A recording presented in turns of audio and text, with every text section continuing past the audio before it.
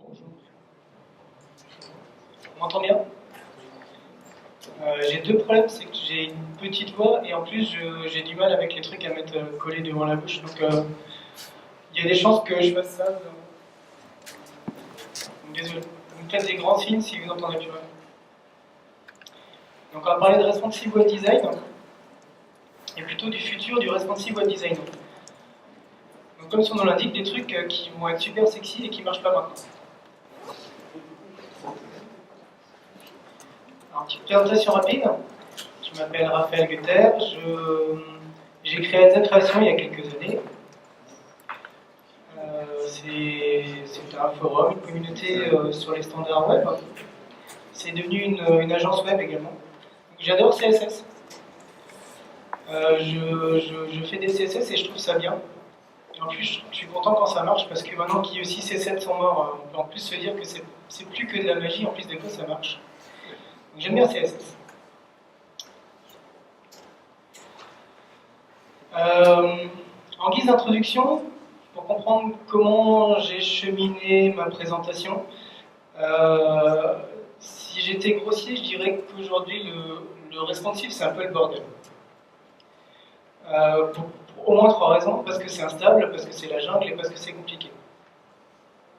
C'est instable parce que parce qu'il y a des guerres entre les navigateurs, plus précisément entre les constructeurs, genre Apple contre Google. Les spécifications elles-mêmes ne sont pas très claires ou cheminent lentement. Genre, il y a des choses qui existent qui s'appellent Picture, qui est une spécification, et en face on a un truc qui s'appelle SRC7 qui est une autre spécification. On ne sait pas qui va gagner, peut-être les deux, peut-être aucun. Pareil pour d'autres choses, des meta viewports, des choses comme ça. Du coup, j'en profite pour préciser que c'est une conférence un peu technique. Si vous pensiez qu'il n'y aurait que des images, de design et tout, non, il y aura du CSS, du HTML, des choses comme ça. C'est le moment si vous voulez partir. Non. Responsive, c'est instable. Le responsive, c'est une jungle parce que ça, c'est un exemple marrant. C'est juste les galaxies de Samsung. Je pense que ça illustre bien le problème du responsive. Et le responsive, c'est complexe parce que ce qu'on croit être du responsive n'en est pas forcément, et ce qu'on pense ne pas être du responsive en est. Enfin voilà. Grosso modo, le responsive, c'est un peu flou l'image, je ne sais pas si vous arrivez à voir. Grosso modo, le responsive, c'est tout simplement rentrer dans une surface. Tout ce qui est performance, tout ce qui est accessibilité, tout ce qui est API HTML5, c'est techniquement pas du domaine du responsive. Sauf que ce serait un petit peu dommage de ne pas en parler, donc je vais en parler quand même. Donc ce sera une conférence qui ne sera pas sur du responsive, ce sera sur un truc plus global qu'on appelle dans les milieux autorisés de l'adaptative design.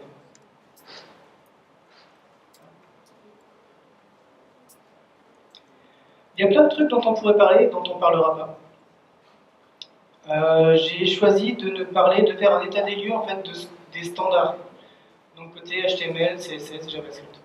On ne parlera pas de toutes les différentes techniques, des objets connectés, des différents usages.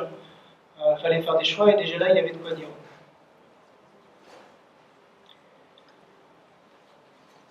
Donc j'ai séparé ça en trois parties. Une partie de spécification et format, une partie pour tout ce qui parlera de fonctionnalité d'environnement, et une dernière partie sur tout ce qui est positionnement CSS. Donc il faut vraiment voir ça comme un état des lieux. Je vais faire une liste de ce qui marche, ce qui ne marche pas, ce qui est bien, ce qui n'est pas bien, etc. On va commencer donc par les spécifications et formats.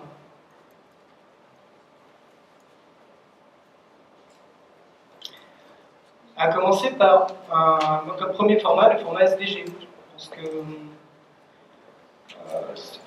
question bête en fait, qui est-ce qui produit du web ici, genre qu'est-ce qui est intégrateur ou c'est un truc qui ressemble à l'intégration? Ah ouais, moitié. Donc il y a peut-être des choses que je vais dire qui ne vous parleront pas, mais je vais continuer à les dire quand même. SVG, c'est un format graphique puisque comme son nom l'indique, c'est Scalable Vector Graphic. On peut utiliser SVG pour des formats graphiques, comme son nom l'indique. Imaginez, j'ai un picto de saucisse, bien sûr, comme par hasard, que j'agrandisse énormément pour être responsive. Il se trouve que tous les autres formats graphiques sont généralement en bitmap, donc en points. Le format SVG a l'avantage d'être vectoriel. Donc, quelle que soit la taille de votre élément, il s'affichera directement à la perfection. C'est l'avantage du SVG. Vous imaginez qu'en responsive, passer d'un petit écran à un écran géant, avec ce format-là, c'est quand même plutôt plus facile. SVG, c'est bêtement du code, c'est du XML. Donc forcément, soit vous lisez dans la matrice et vous arrivez à comprendre ça, soit vous avez un outil qui vous le produit. SVG a l'avantage d'être vectoriel, d'être idéal pour toutes les densités, plutôt simple à modifier, à styler avec HTML et CSS, donc c'est pratique pour tout ce qui ne nécessite pas de dégradé ou de couleurs trop vastes. Donc SVG, non seulement c'est bien, et en plus c'est plutôt bien compatible. Je vous ai fait la liste des navigateurs les plus couramment utilisés. Vous avez Firefox, vous avez Chrome, vous avez Internet Explorer, Opera, Safari et les navigateurs Android. La compatibilité aujourd'hui d'SVG, c'est que ça marche en gros partout. À partir d'IE9. En même temps, IE9 sur mobile, vous en trouverez. Enfin, moins de IE9 sur mobile, vous en trouverez pas beaucoup, franchement. Pour du responsive, c'est plutôt pas mal. C'est une recommandation de W3C, donc ça ne va pas bouger.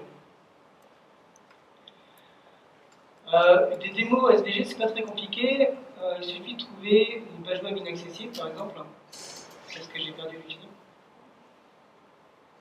Ça, c'était bien.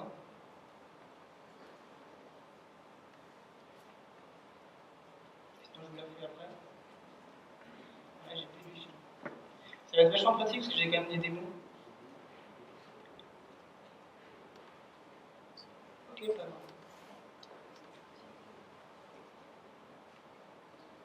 Du coup, imaginez que là, je vous montre un super logo avec une saucisse et que je suis en train de zoomer au maximum. Et le logo reste tout à fait acceptable. Il n'y a aucune dégradation visuelle. Si jamais il y a moyen de retrouver le wifi, quelqu'un, ça marcherait quand même plutôt pas mal. Je continue donc dans mon état des lieux, toujours au niveau des supports, des formats. Il y a des unités de viewport qui commencent à arriver. Et on va pouvoir exprimer des unités, on va pouvoir exprimer des largeurs et des hauteurs en unités VW/VH. VW signifie c'est par rapport à la fenêtre, à la largeur, et VH par rapport à la hauteur de la fenêtre.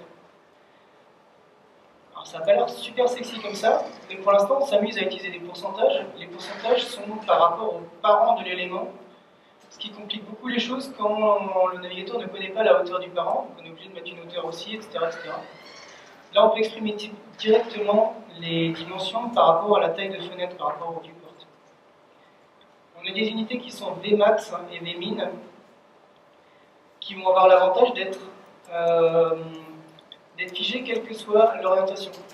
Vmax, c'est toujours la largeur la plus grande, j'ai envie de dire. Du coup, un élément, un bloc, un div ou quelque chose qui aura une largeur de 80 VW et une hauteur de 80 VH fera toujours, quel que soit son parent, quel que soit son environnement, 80% en fait de haut et de large de ma fenêtre. Et on peut même s'amuser à utiliser cette unité pour des tailles de police ou pour autre chose. Les unités de viewport sont plutôt pas trop mal supportées. Donc IE9 ce sera un leitmotiv, il y aura guère mieux que IE9 pour IE. Par contre sur mobile on a un problème, c'est que c'est supporté qu'à partir d'Android 4.4, donc c'est encore un peu limite.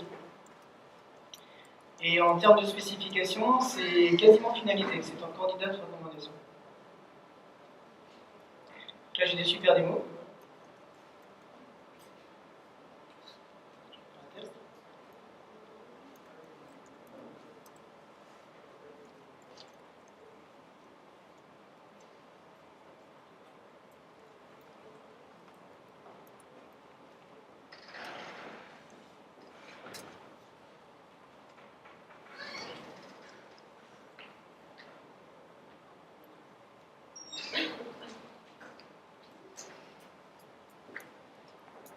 Est-ce que vous savez qu'il faut toujours enregistrer les fichiers en local quand vous faites une présentation?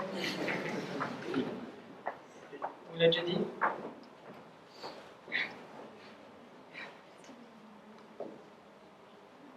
Ouais, je vais vous partager mon téléphone. Ouais. Cool. Non, mais c'est pas grave. De toute façon, j'avais prévu d'avoir plein de temps à la fin. Donc, Sinon, le V2 il marche. Ah, Je sais pas pourquoi. le quoi? V2? Même chose, V2. Avec le même code? Ouais. Ah, ouais, celui que j'ai pas gardé en moi. 01 76 70. Ouais, j'arrive. 76 70. 26 70.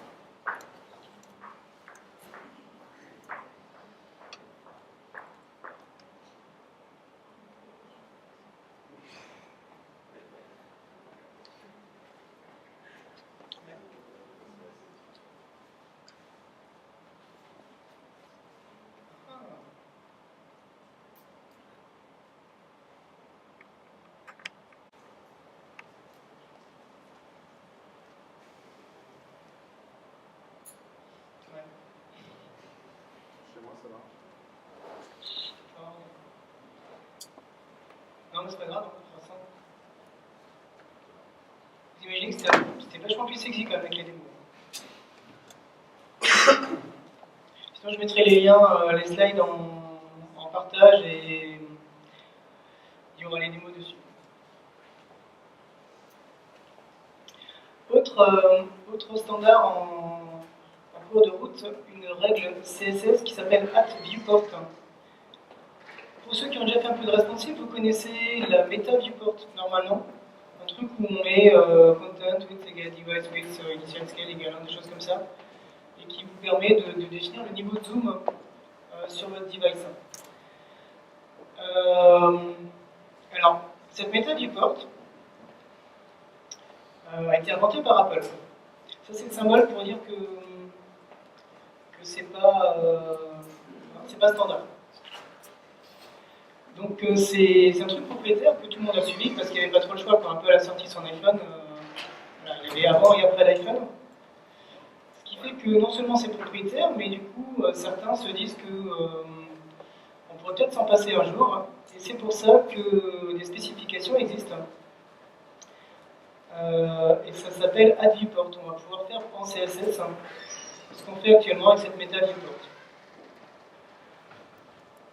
Par exemple, ce genre de choses, on pourra, selon l'orientation, changer la méta viewport. Pour ceux qui ont déjà joué un petit peu, j'imagine que c'est assez pratique.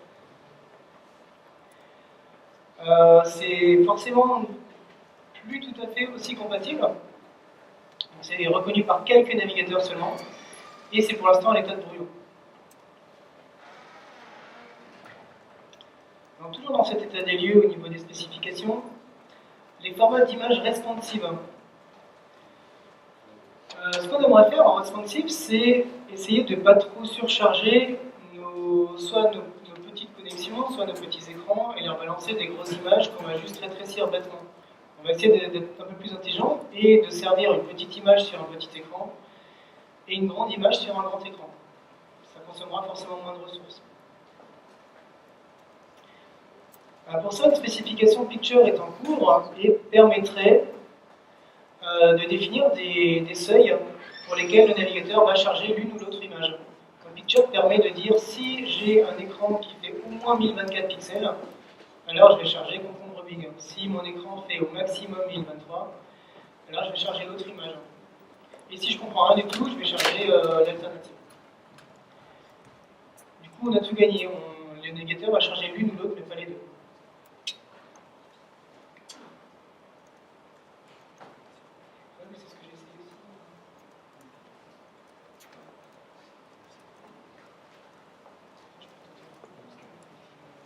J'ai testé les deux.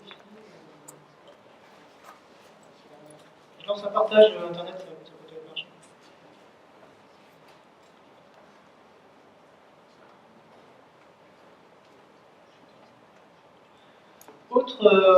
Autre spécification, un attribut qui s'appelle src7, donc rien à voir avec GitHub, mais ça fait la même chose.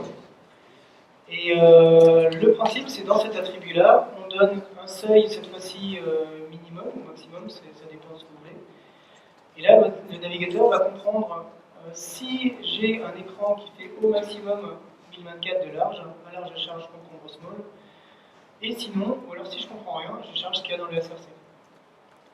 L'intérêt étant toujours de ne pas charger bêtement les deux images. Donc là, c'est vite fait, au niveau des compatibilités. Picture actuellement n'est reconnu par aucun navigateur. Ça devrait venir puisque, a priori, la spécification s'est stabilisée. Et pour SRC7, c'est plus ou moins pareil aussi. C'est plus ou moins reconnu par Chrome 34. Donc voilà, on est vraiment dans la ligne. Ils nous ont une superbe démo.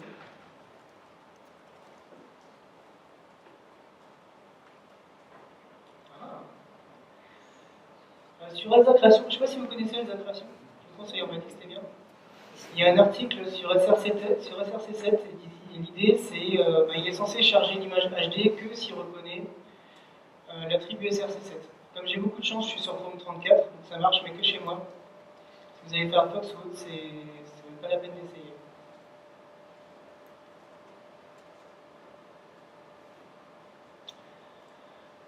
Autre thème, les fonctionnalités liées à l'environnement.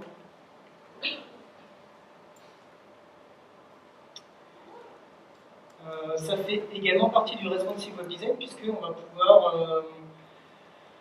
selon l'environnement, modifier le design, selon la luminosité, selon le débit, selon différentes conditions. Pour parler du débit, il existe une API qui s'appelle Navigation Timing. Navigation Timing, c'est du HTML5 qui est une sorte de chronomètre. Si vous avez déjà utilisé l'inspecteur d'éléments réseau ou Firebug ou autre, vous avez un chronomètre qui vous dit cette ressource elle est chargée à ce moment-là, celle-là le mettant étant pour être chargée. Navigation Timing permet techniquement de faire la même chose. Et l'idée c'est que à travers l'objet performance, on peut savoir quand est-ce qu'une requête a commencé, quand est-ce qu'elle revient, et faire la différence entre les deux pour savoir si j'ai une bonne connexion ou pas. C'est aussi bête que ça. C'est exprimé en millisecondes, donc là, je peux partir du principe que si ma réponse vient en moins de 700 millisecondes, je suppose que j'ai une bonne connexion, donc je peux y aller, je peux mettre des ressources, je peux mettre des grosses images, et c'est plutôt pas mal. Navigation timing est plutôt bien supportée. Donc IE9 comme d'habitude, Android 4, et par contre c'est pas du tout supporté par Safari, donc sur vos iPhones et iPad, c'est pas trop ça. Par contre vu que c'est une recommandation, ça va certainement venir au fur et à mesure. Ah.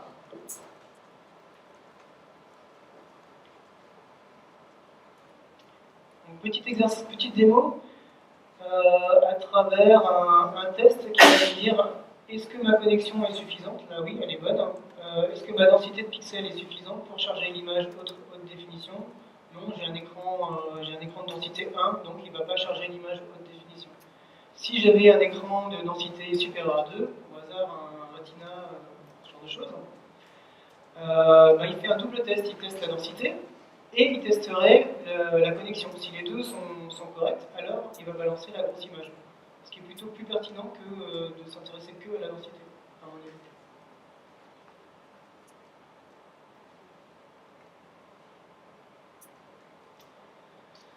Toujours dans le domaine de l'environnement, CSS propose des media queries de level 4. Donc si on voulait frimer, on pourrait parler de CSS 4.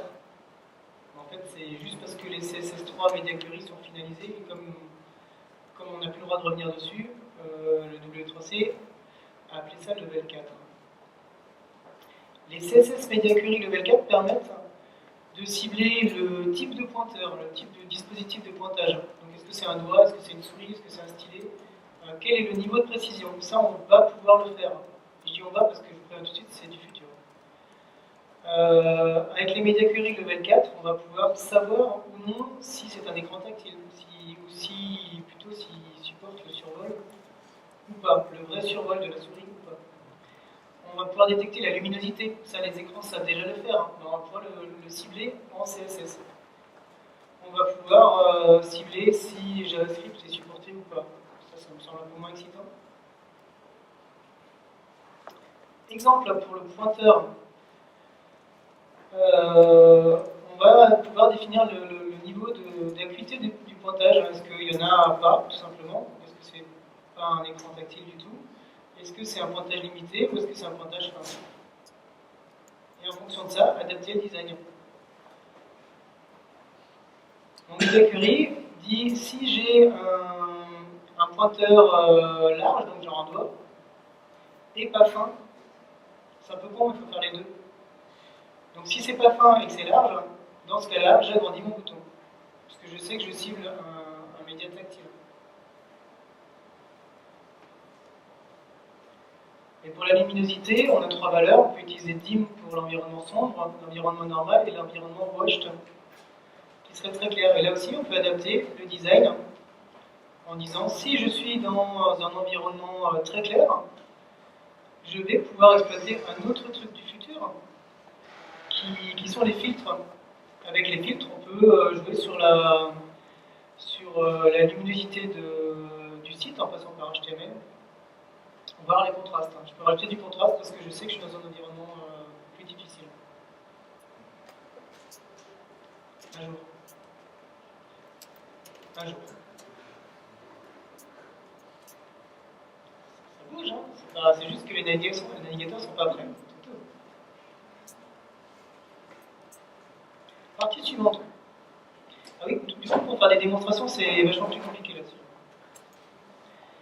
Partie suivante, le positionnement en CSS.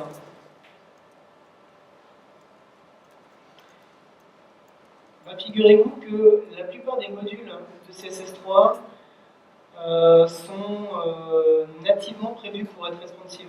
Des fois, sans le faire exprès. Premier type de module qui est intéressant, le multicolonnage. Ceci est un paragraphe de Lorem ipsum alsacien, bien entendu. Donc il n'y a rien de spécial, à part qu'il est alsacien. Imaginez, j'applique une propriété, une valeur, je lui dis qu'il doit se répartir en 3 colonnes. Ben, j'ai toujours un paragraphe, sauf que visuellement il apparaît en 3 colonnes. C'est une bête propriété qui s'appelle column. Et qui en plus ça marche. Ça va être pire. Ben, imaginez, je suis sur un grand écran, je l'affiche en 4 colonnes, je suis sur un écran plus réduit en 3 colonnes, puis 2, puis 1. Ça se fait en une propriété, ça. Et en plus, c'est utilisable. Alors, pas forcément sur bureau, mais sur mobile, ça marche très très bien. C'est complètement compatible sur mobile. Et ça risque pas de bouger beaucoup vu que c'est une recommandation candidate. Petite démonstration.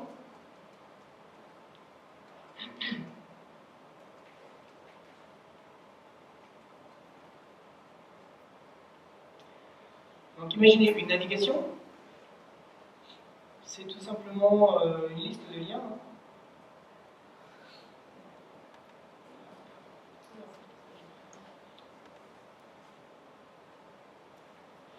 Une navigation que j'aimerais passer en 3 colonnes, puis en 2 colonnes, puis en 1 colonne. Je pourrais m'amuser avec des flottants, avec des valeurs en pourcentage, mais comme là je veux qu'il y ait exactement 10 pixels, ben, ça fait pas exactement 50-50, c'est 49, quelque chose, mais avec des pixels je vais en mettre. Ben là concrètement je dis que ma navigation, selon ma taille, selon ma taille d'écran, ben, je lui dis tu vas passer en 3 colonnes. Et si mon écran est encore un peu plus petit, ben, tu vas passer en 2 colonnes. Et si mon écran est tout petit, bah, tu passes au une colonne. C'est fini. Donc il y a plein de cas où ça peut être intéressant, les multicolonnes. Autre module CSS3, Flexbox. Flexbox, c'est un module assez complexe, donc je vous montre une toute petite partie. C'est un module qui regroupe plein de choses qu'on avait du mal à faire avant, on s'amusait, il y avait plein d'avantages à faire des tableaux, on pouvait centrer verticalement, on pouvait faire des trucs de même hauteur, il y avait finalement pas mal d'avantages, mais les tableaux c'est pas bien. Entre autres, Flexbox permet d'avoir les possibilités, les fonctionnalités qu'on avait avec les tableaux, mais en plus classe. Flexbox, ça marche comme ça. On crée un contexte sur un parent avec la propriété display et surtout la valeur flex. Ce parent, ce contexte va s'hériter aux enfants directs du parent. Ici, j'ai 3 enfants. Un enfant nav, un enfant section, un enfant ads. Pourquoi je dis ça? Parce que à partir de ce contexte, je vais pouvoir dire que certains de mes éléments vont avoir une largeur, ici par exemple en pixels, en EM, et d'autres doivent être flexibles, c'est-à-dire s'adapter à la largeur qui reste. Vous voyez, flex 1, sur un des enfants, ça veut dire adapte-toi à la largeur qui reste. Ça, c'est un tout petit truc qu'on peut faire en display flex, on peut faire beaucoup d'autres choses. Ça, c'était facile à l'époque quand on avait des tableaux. On prenait 3 cellules, on en mettait une avec une largeur, une deuxième avec une largeur, et l'autre, forcément, on prenait la largeur qui reste. Sauf que c'est pas bien les tableaux, faut pas faire. Donc on fait flex. Autre truc intéressant avec Flexbox, c'est qu'on peut changer l'ordre d'apparition des éléments sur la page. Là, j'ai pas du tout touché au HTML. Dans mon HTML, j'ai toujours nav en premier, section en deuxième et ads en troisième. Sauf que section, je lui ai dit, tu vas t'afficher dans un autre ordre que les autres. Donc il y a un système de pondération. Tout le monde a, alors je sais plus si c'est 0 ou 1, je crois que c'est 0 par défaut. Et ceux qui ont plus que 0 vont s'afficher après, par pondération. Ceux qui ont moins 1 vont s'afficher avant. Donc on peut complètement remodeler l'ordre d'affichage. Là aussi, vous imaginez que sur un site responsive où la navigation peut être en haut dans l'HTML, vous pouvez la mettre tout en bas si vous voulez, ou pas tout à fait en bas, ou sans toucher au HTML.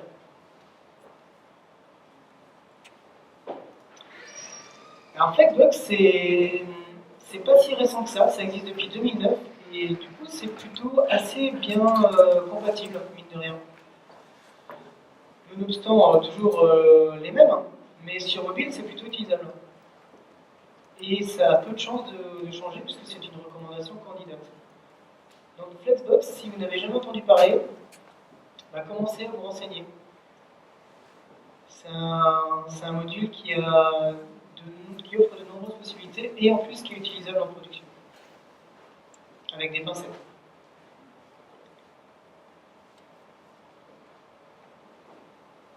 Petite démonstration, bah, c'est ce que je vous ai dit tout à l'heure. Imaginez un site très simple avec un header, une navigation, un contenu et un pied de page. L'idée c'est de dire que quand j'ai plus trop de place, ma navigation, j'ai envie de la pousser en bas. C'est tout simplement Flexbox qui dit order 2 sur la navigation. Je devrais pouvoir vous le prouver même. Order 2, on voit quelque chose? Ouais. Si je l'enlève, elle remonte en haut. Si je l'enlève avec les préfixes, elle remonte en haut. Donc pour ce genre de choses, c'est plutôt pratique Flexbox.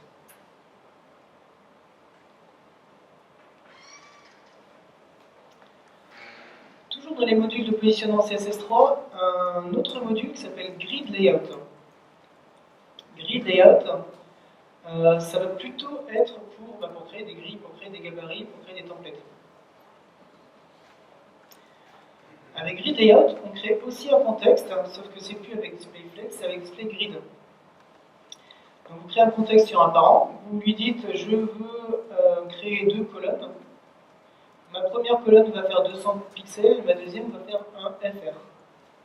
FR, unité que personne ne connaît je pense, qui signifie une fraction d'espace qui reste. Un petit peu comme avec Flexbox.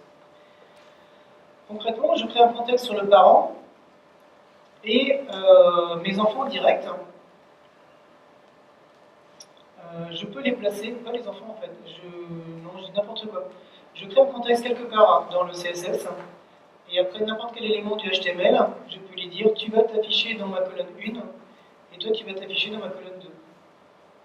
Du coup, c'est complètement indépendant du HTML.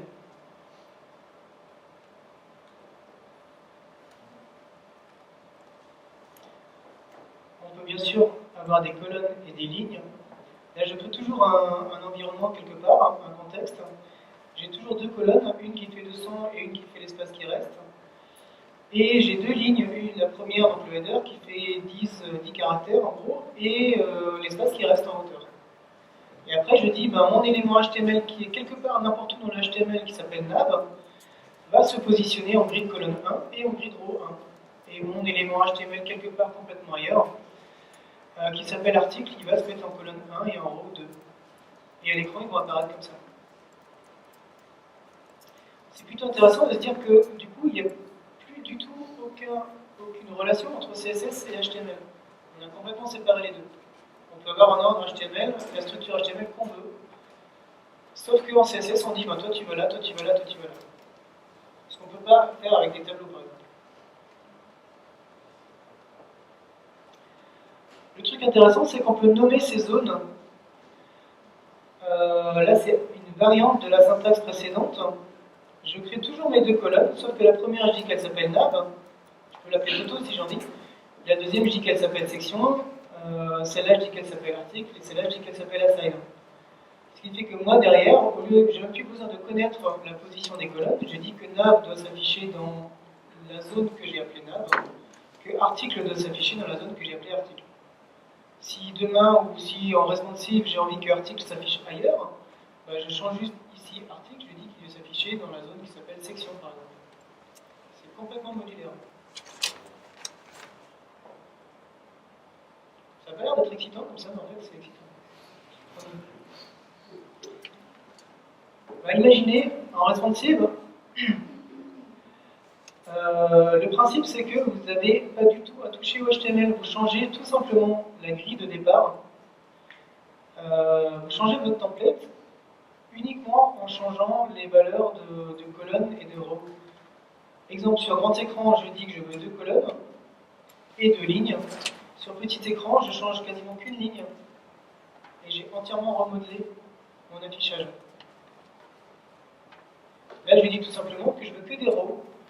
La première qui s'appelle section, la deuxième article, la troisième assign et la dernière nav. Donc j'ai plus que des lignes, parce que c'est moi qui l'ai décidé. Alors qu'avant, j'ai deux colonnes et deux lignes. Et votre HTML, vous en fichez. Pas besoin de remodeler le HTML. Ils vont automatiquement se mettre là où vous les avez dit. Alors, on est bien dans un truc qui s'appelle le futur du responsive web design. C'est une spécification en brouillon. Microsoft pousse beaucoup pour qu'elle soit adoptée. Ça marche chez Microsoft et c'est tout pour l'instant. Mais peut-être qu'un jour, 15 minutes, du coup, pour vous faire des démos, ça va être vachement plus simple puisque il n'y a qu'un seul navigateur qui va vous le faire comprendre. C'est quelle journée? Ouais, hop. Donc là, forcément, ça ne marche pas sur autre chose que IE. J'ai juste besoin de mes deux mains.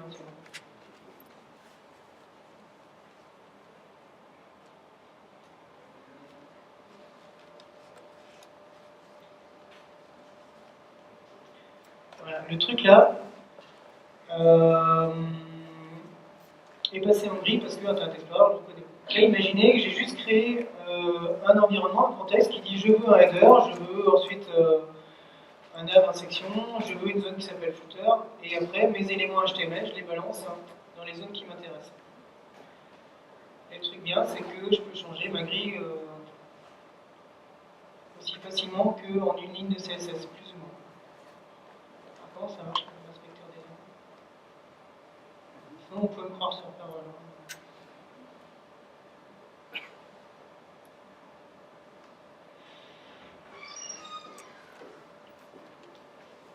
ça se voit bien. Le concept, c'est, voilà, je définis sur le body une grille, et je change juste body, en fait, je change juste le contexte quand je change de taille d'écran. Si je le fais en direct. Voilà, il dit que je passe en 4 colonnes.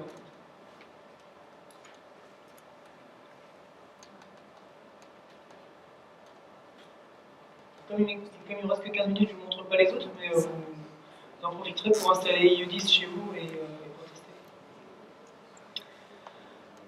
Autre module CSS3, ça s'appelle Région. Région, vous imaginez, j'ai deux divs indépendants, complètement indépendants. Le premier qui s'appelle First et le deuxième qui s'appelle Second. Ici, c'est le truc qui est plus ou moins orange et plus ou moins bleu. J'ai du contenu physique dans mon HTML dans First. Bah, imaginez un truc où mon contenu physique de First, je le récupère, je le balance dans un panier quelque part, et c'est Second qui va récupérer ce panier. Vous voyez l'idée?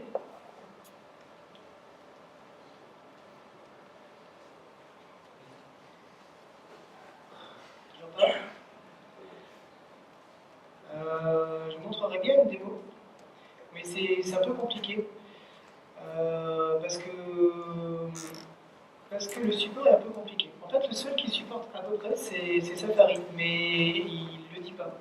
C'est un support officieux. Sur IE, ça marche à partir d'IE10, mais que si le contenu de départ vient d'Uniframe, donc en gros ça sert à rien.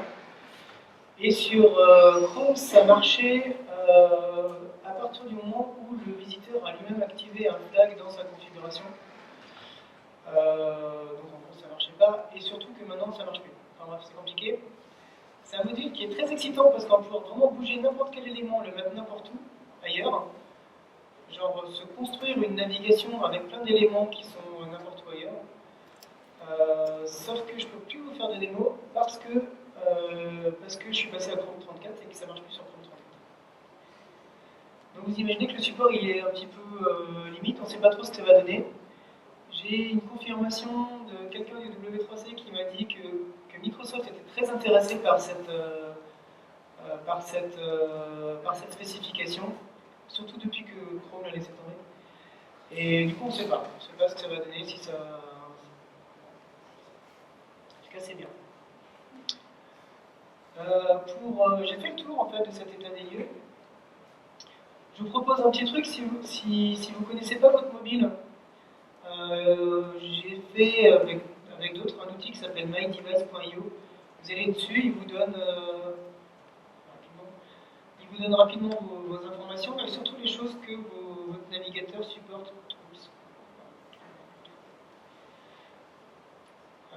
Le support, par exemple, en termes de CSS3 et en termes d'HTML5, par exemple, là, mon navigateur, il supporte pas la région, etc., des choses comme ça.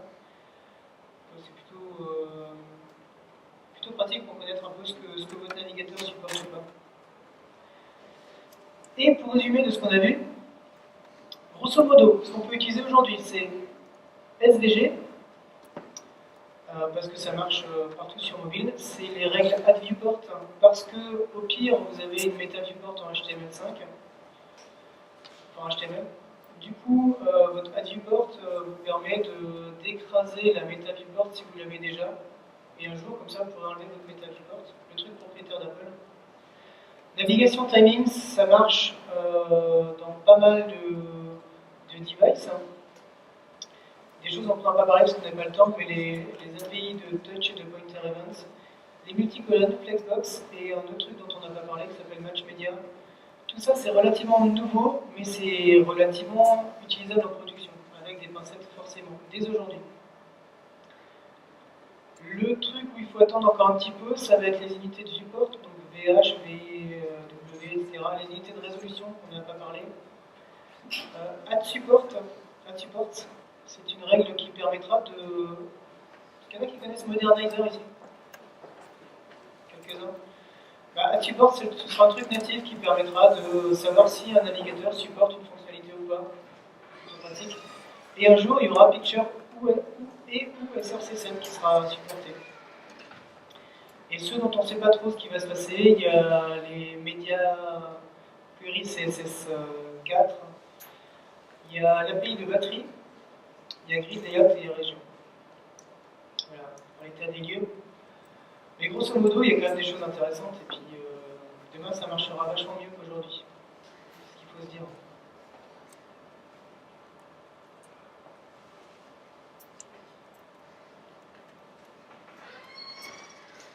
Si vous voulez tester, j'ai mis toutes les démos sur cette URL kiwi.gg/mstd 2014. Vous avez une page qui ressemble à ça. C'est un truc que j'avais fait pour les Tech Days il y a quelques mois. Donc, je vous ai regroupé toutes les démos. Et puis voilà.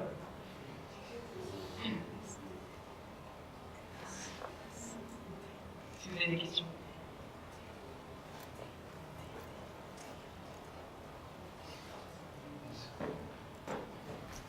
Tout le monde n'a pas dormi.